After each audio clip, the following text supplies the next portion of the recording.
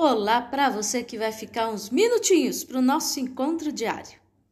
Hoje, caminhando pela Bíblia, como a gente tem feito, vamos para Marcos, capítulo 9, e diz o seguinte: Disse-lhes mais, em verdade vos digo, que dos que aqui estão, alguns há que de modo nenhum provarão a morte, até que venham o reino de Deus, já chegando com poder.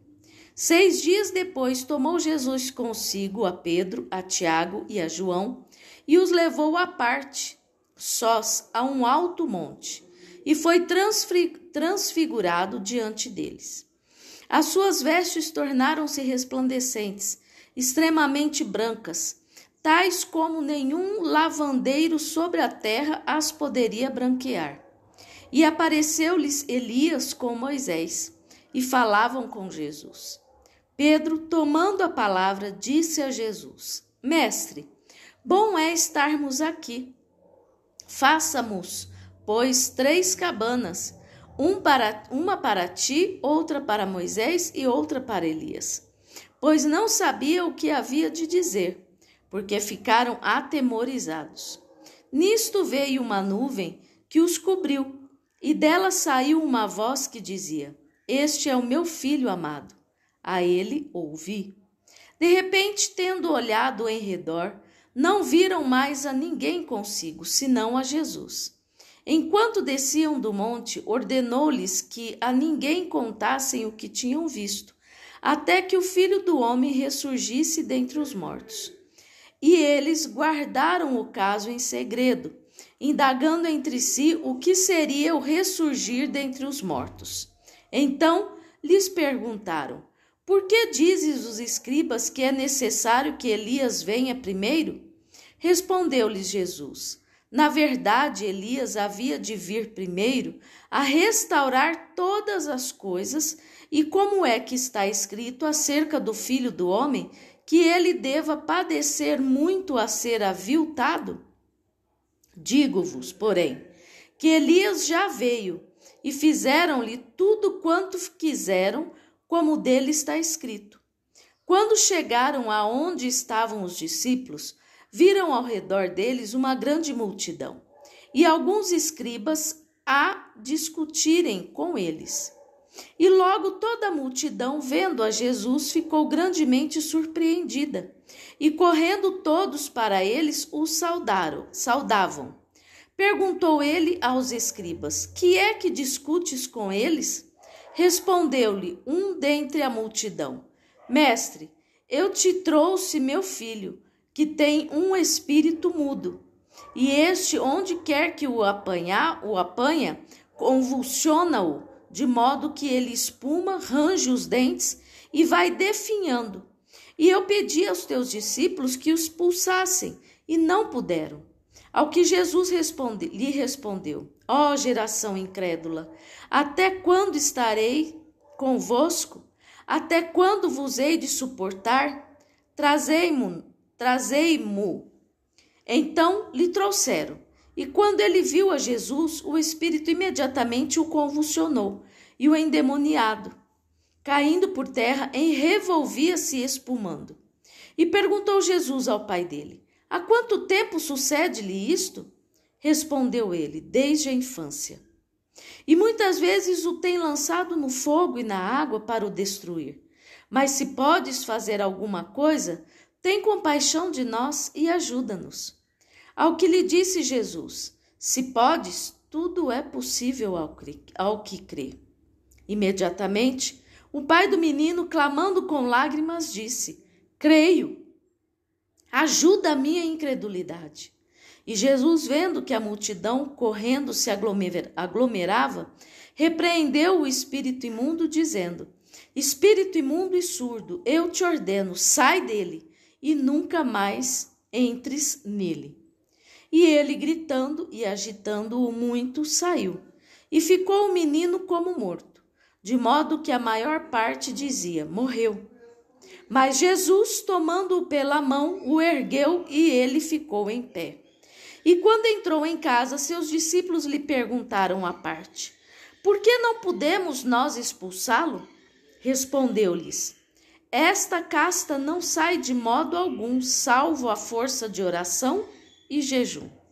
Depois, tendo partido dali, passaram pela Galileia, e ele não queria que ninguém o soubesse, porque ensinava a seus discípulos e lhes dizia: o Filho do Homem será entregue nas mãos dos homens, que o matarão, e morto ele, depois de 3 dias, ressurgirá. Mas eles não entendiam essa palavra e temiam interrogá-lo. Chegaram a Cafarnaum e, estando ele em casa, perguntou-lhes: que estáveis discutindo pelo caminho? Mas eles se calaram, porque pelo caminho haviam discutido entre si qual deles era o maior. E ele, sentando-se, chamou os 12 e lhes disse: se alguém quiser ser o primeiro, será o derradeiro de todos e o servo de todos.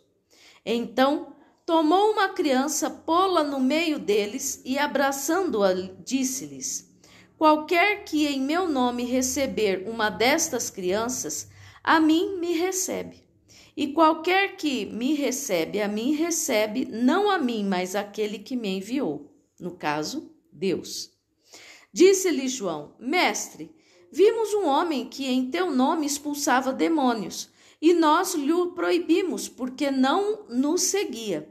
Jesus, porém, respondeu: não lhes proibais, porque ninguém há que faça milagre em meu nome e possa logo depois falar mal de mim.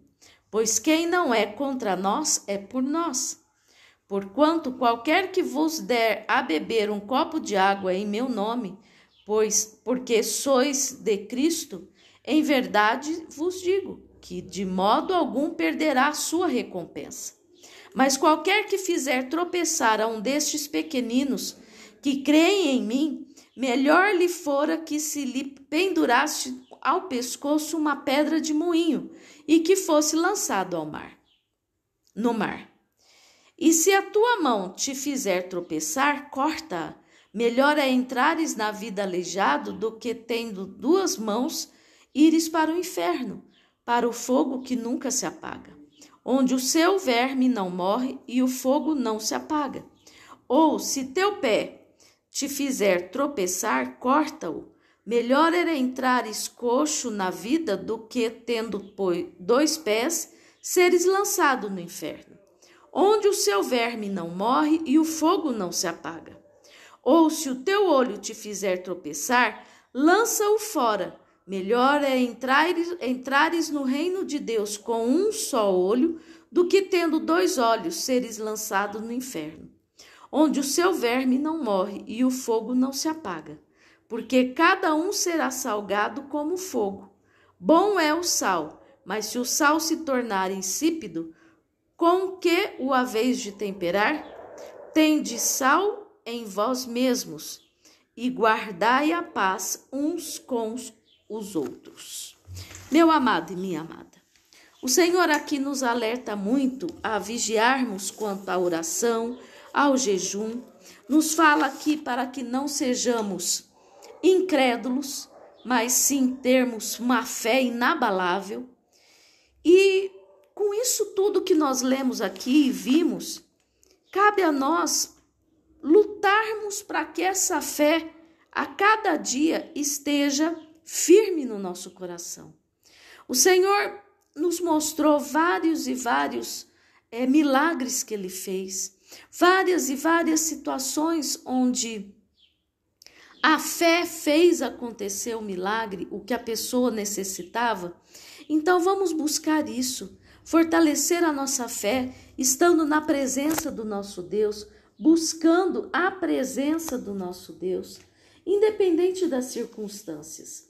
Quando a gente aprende a não olhar o que está acontecendo, mas focar no que nós sabemos que Deus pode fazer por nós, a gente vence, a gente alcança o milagre. Amém? Então que o nosso coração esteja cada dia mais firme, contrito na palavra, nos exemplos que o Senhor Jesus deixou por nós. Amém? Fecha teus olhos. Pai querido, Pai amado, te louvamos porque Tu és bom. Te louvamos porque a tua misericórdia excede o nosso entendimento humano. E com essa certeza, sabemos do que tu és capaz de fazer por nós.